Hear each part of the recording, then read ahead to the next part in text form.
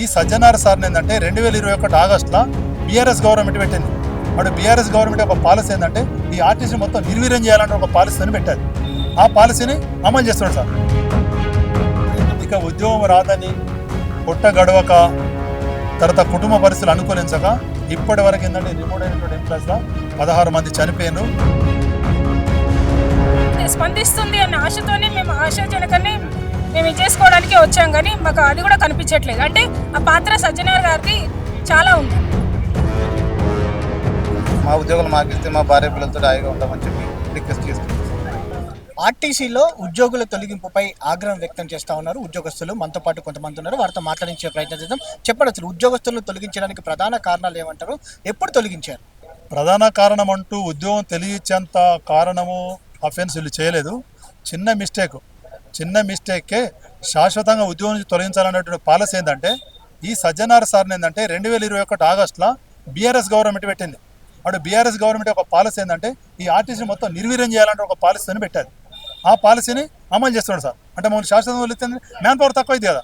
Man power తక్కువైందంటే RTC నిర్వీర్యం చేయాలని policy ఈ రెగ్యులర్ ఎంప్లాయీస్ని తీసేసి ప్రైవేట్ వాళ్ళని తీసుకుని వాళ్ళ జేబీఎం బస్సులు వచ్చాయి, జేబీఎం కంపెనీ ప్రైవేట్ వాళ్ళే.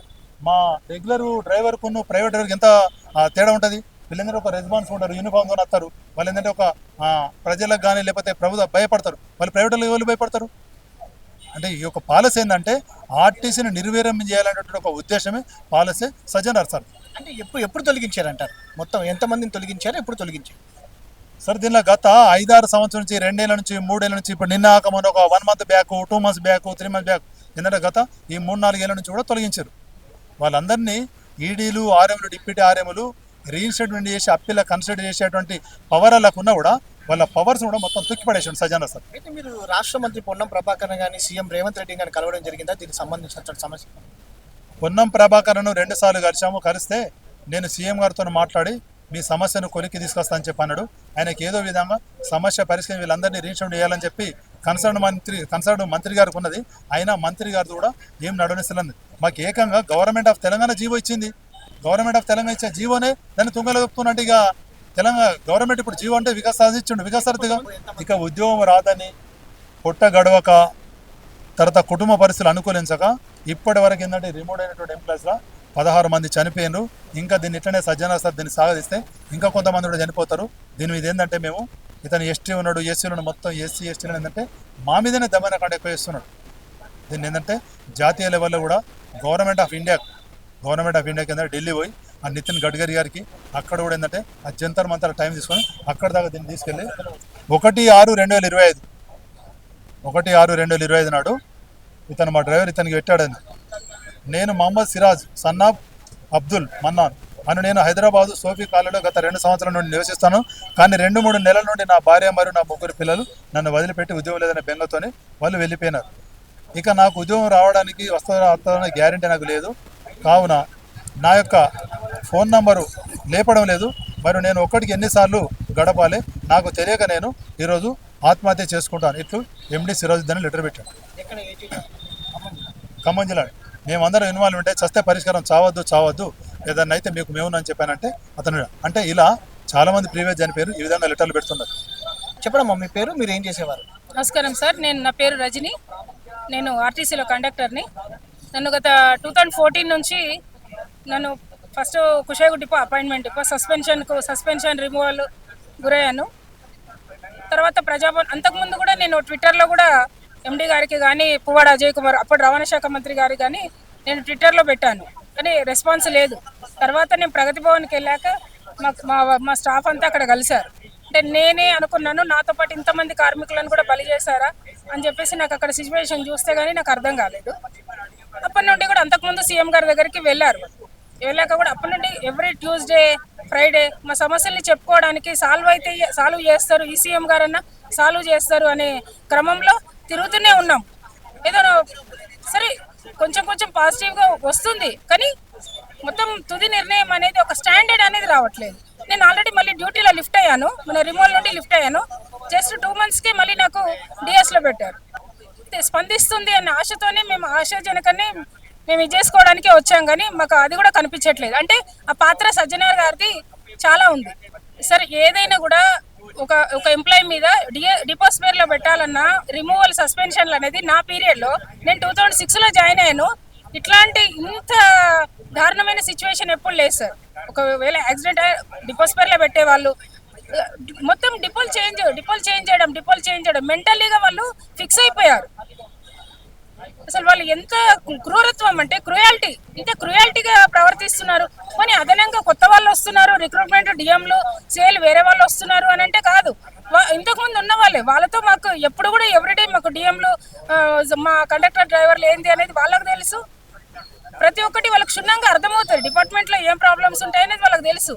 కానీ ఈ విధంగా ఇబ్బందులకు ఎందుకు గురి చేస్తున్నారు అనేది తెలియట్లేదు. మెయిన్ సజ్జనార్ గారు ఒక డిపోలో ఒక ప్రాబ్లం వస్తుంది అని అంటే ఒక ఎండీగా ఉండి తన బాధ్యత తీసుకొని ఒక డిఎంలకు కూడా చెప్పి ఇన్స్ట్రక్షన్స్ ఇచ్చి చేయొచ్చు.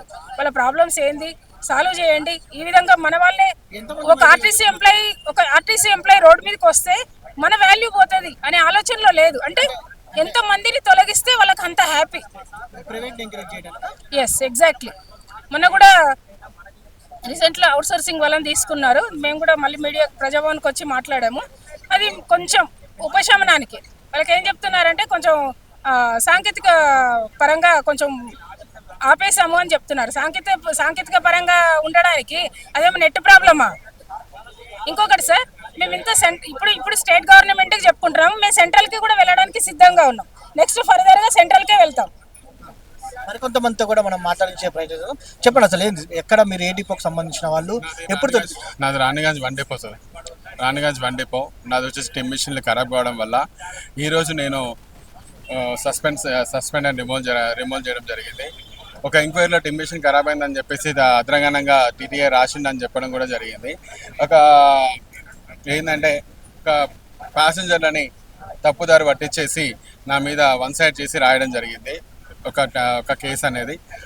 ఒక నెల రోజులకి అది కూడా అంతకుముందు కేసులో సేమ్ రిపీటెడ్ అయింది. ఇది కూడా ఒక నెల రోజులకే మళ్ళీ టీటీఐలో నన్ను పట్టుకొని ఇష్టం వచ్చినట్టు రాసి సస్పెండ్ చేయడం జరిగింది.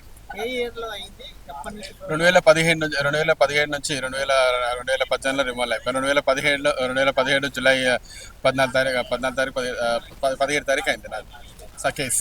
దాని నుంచి ఇంకా 3 అప్పీళ్ళలో కూడా డిఎం సార్కి చెప్పడం జరిగింది ఈ విధంగా అని చెప్పేసి. ప్లస్ టిమ్ మిషన్ ఇట్లా ఖరాబ్ అయిందని చెప్పి కూడా చెప్పడం జరిగితే ఇక్కడ అస్సలు పట్టించుకోలేదు. 3 అప్పీళ్ళలో మమ్మల్ని రిజెక్ట్ చేసి పడేసిండు. ఏదన్నా ఉంటే ఇది కాదని చెప్పేసి అడేవరకల్లా లేదు ఇవ్వలేమని చెప్పేసి 8 సంవత్సరాల నుంచి ఇదే తిప్పడం, ఇదే జరగడం. అయితే నేను కోర్టుని ఆశించినా కూడా ఎవరికి లాభం లేకుండా అయిపోయింది. కాబట్టి ప్రభుత్వం నుంచి ఆశించాము, ఒక జీవో తెచ్చుకున్నాము. ఆ జీవో ద్వారా కూడా సజ్జనార్ సార్ గారు ఇవ్వట్లేదు మాకు. మీ పేరు చెప్పండి. మా పేరు భూమేశ్వర్ అండి. నేను కంటోన్మెంట్ డిపో కండక్టర్ను. 6 సంవత్సరాల నుంచి నన్ను ఆబ్సెంటిజంలో రిమూవ్ చేశారు. నేను ఒక 15 రోజులు డ్యూటీకి రాకపోయేసరికి ఆబ్సెంటిజంలో రిమూవ్ చేశారు. పిల్లలు చదువుతుండ్రు. నేను దయచేసి ఎండీ గారిని రిక్వెస్ట్ చేసేది ఒకటే, సార్ మాకు ఒక జియో మీరు మా మీద దయచేసి ఒక జియో వచ్చింది. ఆ జియో ప్రకారం 2 నెలల్లో ఉద్యోగాలు ఇప్పిస్తున్నారు. ఇప్పటికి 40 రోజులు అవుతుంది. మా ఉద్యోగాలు మాకు ఇస్తే మా భార్య పిల్లలతో హాయిగా ఉంటామని చెప్పి రిక్వెస్ట్ చేస్తున్నాను సార్. ఇది పెద్ద ఎత్తున ఆర్టీసీలో ఉన్నటువంటి ఆర్టీసీ భవన్కి పెద్ద ఎత్తున మాజీ ఉద్యోగస్తులు ఎవరైతే ఉద్యోగంలో నుంచి తొలగించబడినటువంటి ఆర్టీసీ ఎంప్లాయీస్ రావడం జరిగింది. కనీసం ఈ ప్రభుత్వమైనా స్పందించి తమను విధుల్లోకి తీసుకోవాలనేది కూడా వారు కోరుతున్నటువంటి పరిస్థితి కూడా మనకు కనిపిస్తూ ఉంది. వీడియో జర్నలిస్ట్ ప్రభాకర్తో వంశీకృష్ణ, సమయం టీవీ, హైదరాబాద్.